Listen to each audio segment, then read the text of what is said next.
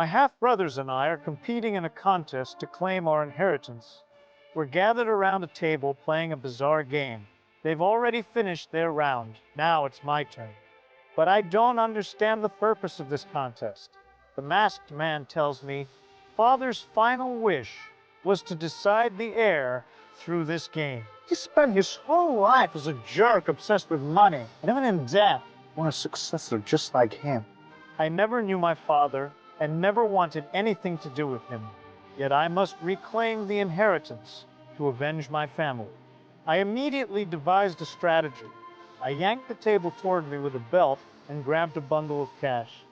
My eldest brother, seeing this, secretly snatched some money himself.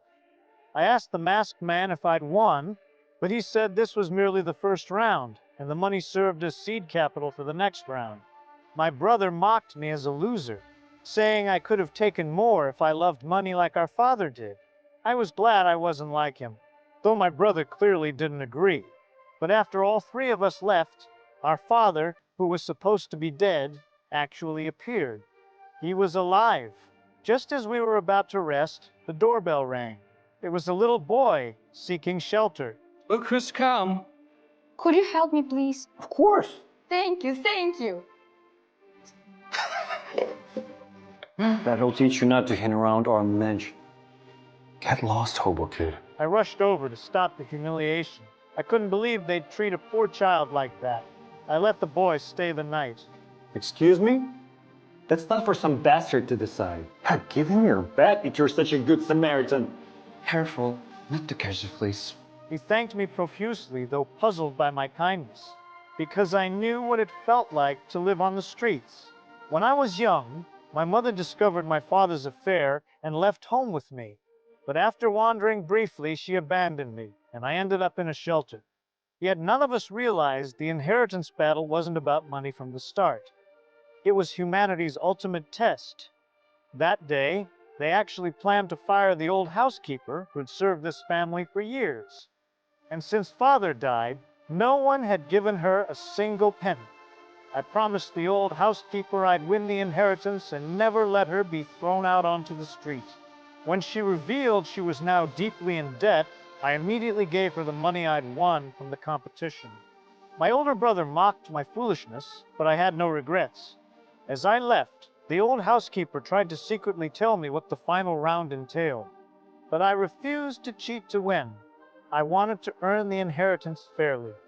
The final round arrived swiftly.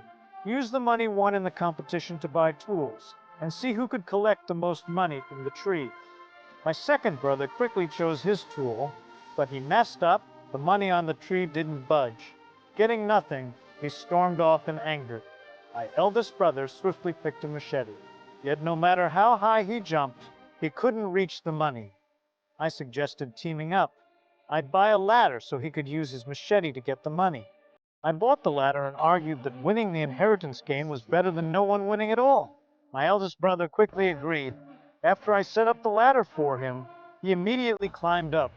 Unexpectedly, he changed his mind at the last moment. Hey, loser. I changed my mind. I scrambled to my feet from the ground. He stared at the paper in fury and shouted, "I won! Where's my will?" Just then, our father appeared. All three brothers couldn't believe our eyes.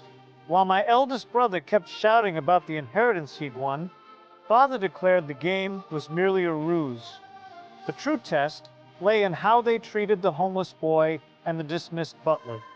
In the end, I inherited all the property, but I made a shocking decision to honor our mother, who passed away because of our father. I would donate every last penny of the enormous inheritance to charity.